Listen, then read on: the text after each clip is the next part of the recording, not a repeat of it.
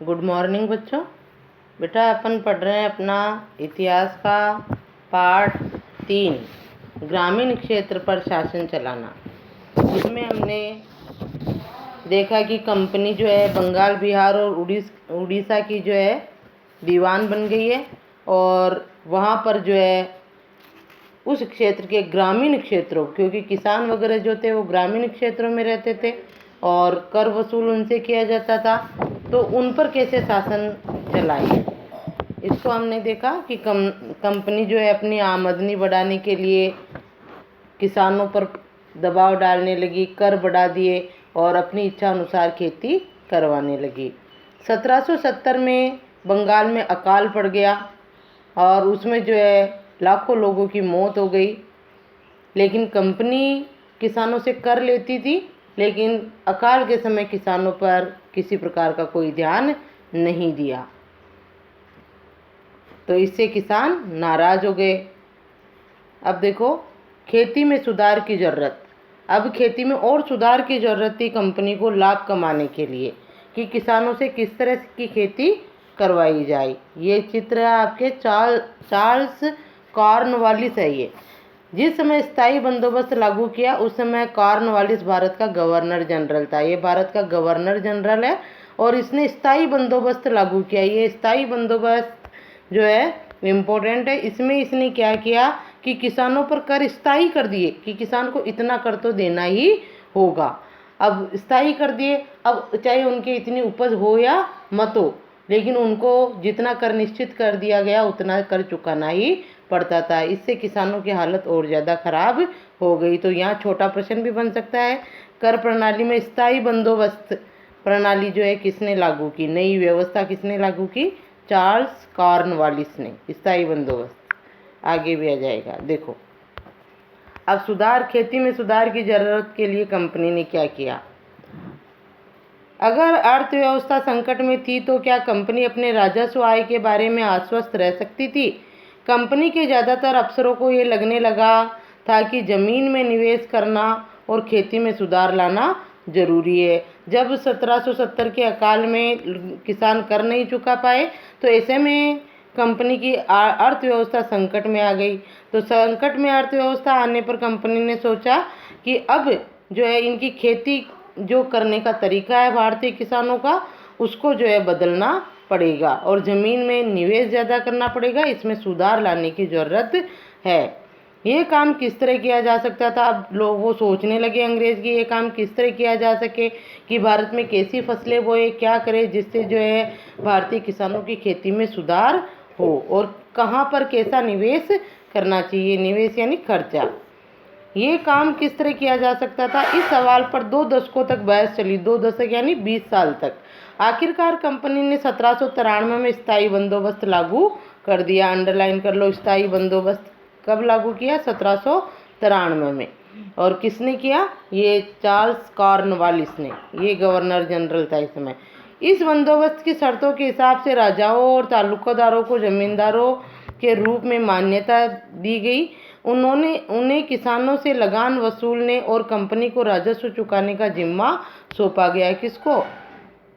ये जो राजा लोग थे, रियासत के राजा और तालुकदार जो थे, उनको जो है जमींदारों के रूप में मान्यता दे दी गई और उनको कर वसूलने का जिम्मा सौंपा गया। उनकी ओर से चुकाई जाने वाली राशि स्थायी रूप से तय कर दी गई। राशि क्या कर दी? निश्चित कर दी गई वो जमींदारों और राजाओं के, कि तुम्हें कंपनी को इतना कर देना होगा। इसका मतलब ये था कि भविष्य में कभी भी उसमें इजाफा नहीं किया जाना था। अंग्रेजों को लगता था कि इससे उन्हें नियमित रूप से राजस्व मिलता रहेगा और जमींदारों को ज़मीन में सुधार के लिए खर्च करने का प्रोत्साहन मिलेगा। उन्हें लगता था क्योंकि राज्य की ओर से राजस्व की मांग बढ़ने वाली नहीं थी, इसलिए जमींदार बढ़ते उत्पादन से फायदे में रहेंगे। ये किसको लगता था? कंपनी को, ईस्ट इंडिया कंपनी को ये लग रहा था कि अगर हम जो है इस तरह की प्रणाली लागू करेंगे, स्थायी बंदोबस्त, तो हमें लाभ होगा। हाँ, तो इस तरह कंपनी ने खेती में सुधार के लिए जो है स्थायी बंदोबस्त लागू कर दिया। अब समस्या देखो इसमें क्या थी, और उसके लिए जो है राजा और ताल्लुकदार थे उनको जमींदारों के रूप में मान्यता दे दी कि रियासत के जो राजा है वो किसानों से कर वसूल करेंगे और ईस्ट इंडिया कंपनी तक पहुंचाएंगे, और कर की राशि भी उन्होंने स्थायी कर दी। इसका मतलब ये था कि भाई भविष्य में कर नहीं बढ़ाया जाएगा, यही कर लिया जाएगा।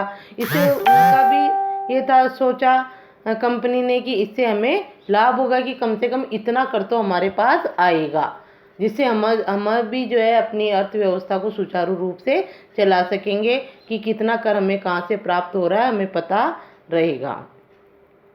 आगे देखो अब इसमें समस्या क्या थी।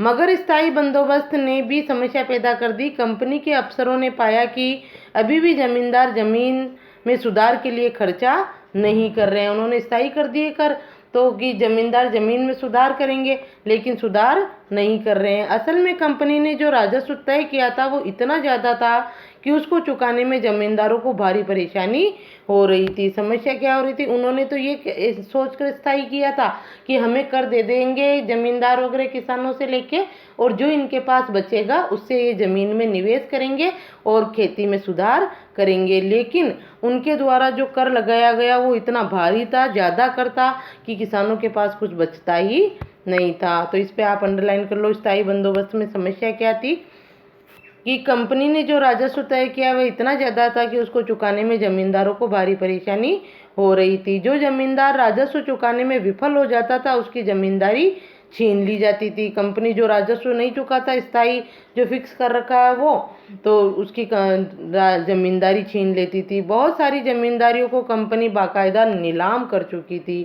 ये जो है इस तरह की समस्या पैदा हो गई। जो जमींदार तय किया गया कर नहीं चुका पाता किसानों से लेके, तो वो जमींदारी छीन लेते और उसकी ज़मीन को नीलाम कर देती थी कंपनी। 19वीं सदी के पहले दशक तक हालात बदल चुके थे। बाजार में कीमतें बढ़ी और धीरे धीरे खेती का विस्तार होने लगा। इससे जमींदारों की आमदनी में तो सुधार आया, लेकिन कंपनी को कोई फायदा नहीं हुआ, क्योंकि कंपनी तो हमेशा के लिए राजस्व तय कर चुकी थी। अब वह राजस्व में वृद्धि नहीं कर सकती थी। अब धीरे धीरे क्या हुआ कि 19वीं सदी तक जो है 19वीं सदी के पहले दशक तक थोड़े हालात बदल चुके थे।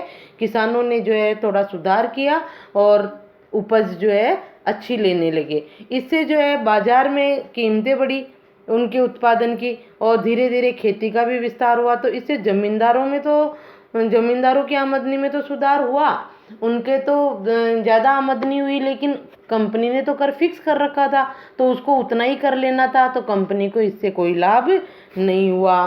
तो ये देखकर लेकिन जमींदारों को अभी भी ज़मीन की बेहतरी में कोई दिलचस्पी नहीं थी। उनमें से कुछ तो बंदोबस्त के शुरुआती सालों में ही अपनी ज़मीन गंवा चुके थे। पढ़ा ना हमने कि जो जमींदार कर नहीं दे पाए उनकी ज़मीन नीलाम कर दी थी उन्होंने, ईस्ट इंडिया कंपनी ने। तो कुछ जमींदार तो पहले ही ज़मीन गंवा चुके थे, जो बचे रह गए अब उन्हें भी परेशानी और निवेश का खतरा उठाए आमदनी की उम्मीद दे रही थी। निवेश का खतरा उठाए आमदनी की उम्मीद दे रही थी। जब तक जमींदार किसानों को जमीन देकर उनसे लगान वसूल करते थे, उन्हें जमीन में सुधार की परवाह नहीं थी। अब इसमें क्या था कि ईस्ट इंडिया कंपनी ने तो जमीन किसको दी? राजाओं को, जमींदारों को, ताल्लुकादार जो थे, जमींदार जो थे उनको जमीन दी थी। और जमीन पर काम कौन करते थे? किसान लोग करते थे, जमीन उनकी थी। तो जो बचे रह गए, कुछ किसानों ने तो पहले ही कर नहीं चुका पाए तो वो ज़मीन उनकी नीलाम हो गई थी। जिन किसानों के पास ज़मीन रह गई वो बिना परेशानी और निवेश का खतरा उठाए कि उनको कोई परेशानी नहीं हो और वो ज़मीन में कोई निवेश भी नहीं करे और आमदनी की उम्मीद दिख रही थी, तो वो काहे को ज़मीन में जो है सुधार के लिए निवेश करेंगे, खर्चा करेंगे। जब तक ज़मींदार किसान को ज़मीन देकर उनसे लगान वसूल सकते थे, उन्हें ज़मीन में सुधार करने की परवाह नहीं थी। यानी ज़मीन में खर्चा नहीं कर रहे थे ज़मींदार। क्यों? क्योंकि ज़मीन में उपज हो ही रही थी, और जब तक उस उपज से उनको लाभ हो रहा था ज़मींदारों को कर चुका देते ईस्ट इंडिया कंपनी को, और उसके बाद जो बच रहा था कुछ उसको जमींदारों को लाभ हो रहा था, तो उसमें सुधार के लिए वो जमींदार खेती में निवेश नहीं कर रहे थे। निवेश का मतलब खेती में जो है खाद डलवाना, अच्छा प्राकृतिक खाद डाल के उसको जो ज़्यादा उपजाऊ बनाना, कुछ समय के लिए उसको पड़ती छोड़ना, इस तरह के तरीके होते हैं जिससे भूमि को और अधिक अच्छी बनाई जा सकती है, उसमें सुधार किया जा सकता है। लेकिन जमींदार ऐसा नहीं कर रहे थे। क्यों? क्योंकि जो उपज हो रही थी उसमें ही उनको लाभ हो रहा था, और तो उनको तो लाभ था, लेकिन ईस्ट इंडिया कंपनी को कोई लाभ नहीं हो रहा था और किसानों को भी कोई लाभ नहीं था।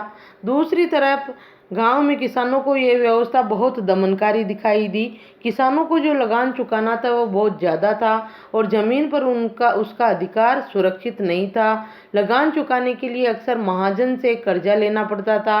अगर वह लगान नहीं चुका पाता तो उसे पुश्तैनी ज़मीन से बेदखल कर दिया जाता था। ऐसे में किसानों को कोई लाभ नहीं हो रहा था। दूसरी तरफ ईस्ट इंडिया कंपनी ने तो स्थायी कर दिया, वो ले ही रही थी और उधर जो जमींदार थे, बीच में जमींदार लोग जो थे वो क्या कर रहे थे कि किसानों से खेती करवाते, ईस्ट इंडिया कंपनी को कर देते थे, और जो बीच का लाभ जो मिलता होता वो जमींदारों के पास ही रह जाता। किसानों को कोई लाभ नहीं हो रहा था। ऐसे में किसानों का हालात ख़राब थे, क्योंकि उनको कर के रूप में ज़्यादा लगान चुकाना पड़ता था। जो लगान चुकाना पड़ता था वो बहुत ज़्यादा था किसानों के लिए, और ज़मीन पर उनका अधिकार भी सुरक्षित नहीं था।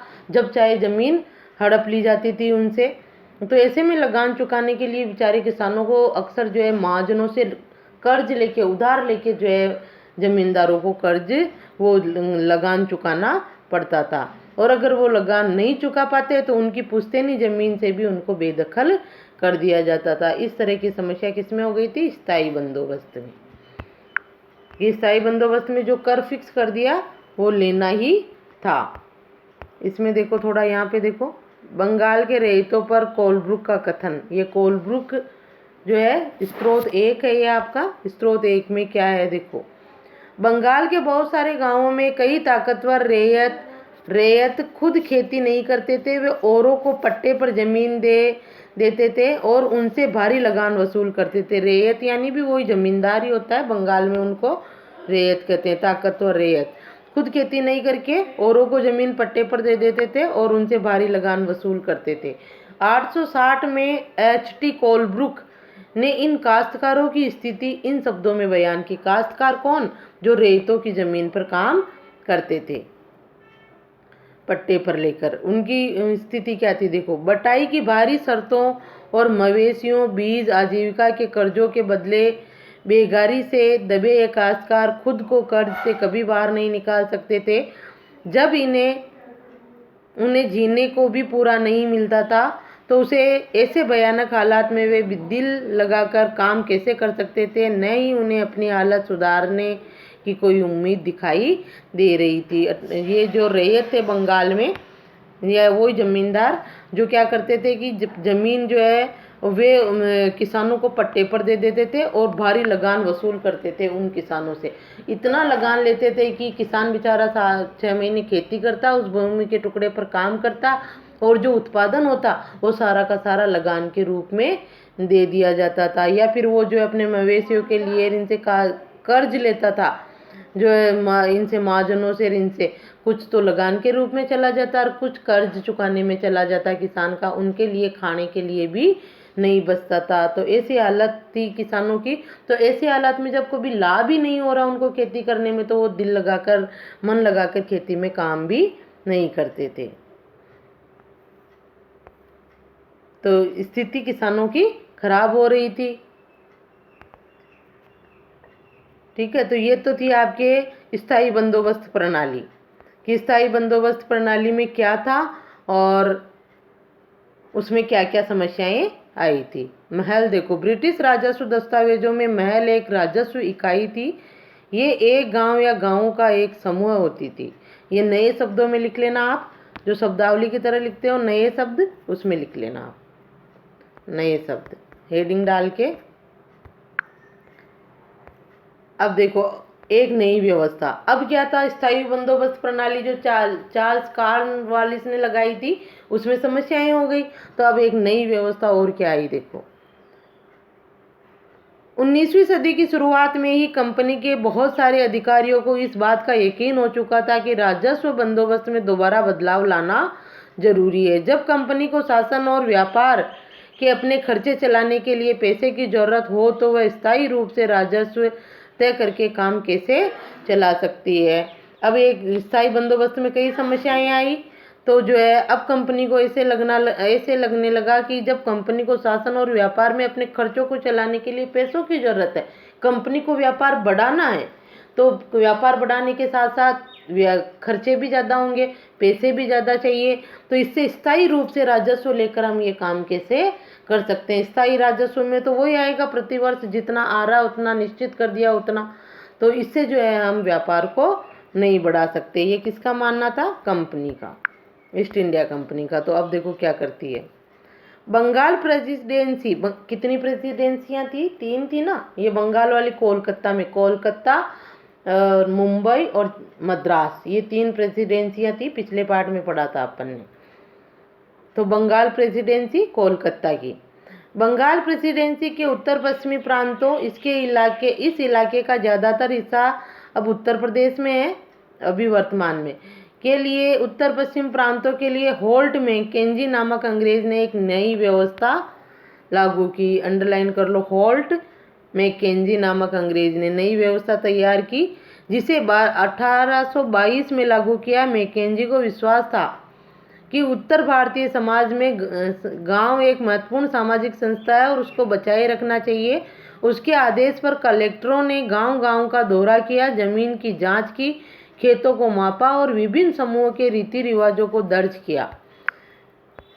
गांव के एक एक खेत के अनुमानित राजस्व को जोड़कर हर गांव या ग्राम समूह, जिसे महाल, ये महाल है बेटा, ये महल नहीं है, जो नए शब्दों में आया है ना आपके, ये महल नहीं महाल है, ये वाला शब्द कर लेना आप, ठीक है। एक गांव या गांवों का एक समूह होती थी, महाल है वो नए शब्दों में, ठीक है। तो उसको महल की जगह महाल कर लेना आप। तो इसमें क्या होता था?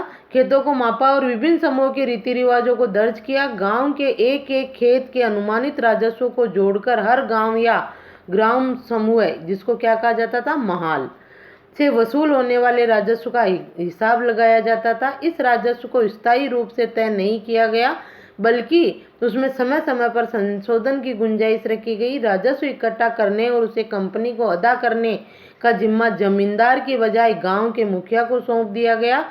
इस व्यवस्था को महालवारी बंदोबस्त कहा गया। अंडरलाइन कर लो, ये महालवारी बंदोबस्त जो किसने लागू किया? 1822 में मैकेंजी ने, ठीक है। ये भी प्रश्न बनेगा, स्थायी बंदोबस्त का भी प्रश्न बनेगा और महालवारी बंदोबस्त का भी आपके प्रश्न बनेगा। तो महालवारी बंदोबस्त में क्या था, ये सारा आएगा इसमें, माल जो पढ़ा भी अपन ने इस पैराग्राफ में, महालवारी बंदोबस्त का पूरा यहाँ से। और कहाँ लागू किया? बंगाल प्रेसिडेंसी में। किसने लागू किया? होल्ट मैकेंजी ने। कब किया? 1822 में। और इसमें क्या किया महालवारी बंदोबस्त में? ये सारी चीज़ें कलेक्टरों ने जो है गांव-गांव का दौरा किया और सारे रीति रिवाज और वहाँ के जो प्रत्येक किसान की ज़मीन को मापा गया, ये आया ना इसमें, यह सारा महालवारी बंदोबस्त में आएगा आपके। तो इसका पूरा वर्णन, ठीक है। अब आगे आएगी मुनरो व्यवस्था। अब मुनरो ने क्या किया वो अपन अगले वीडियो में देखेंगे, ठीक है।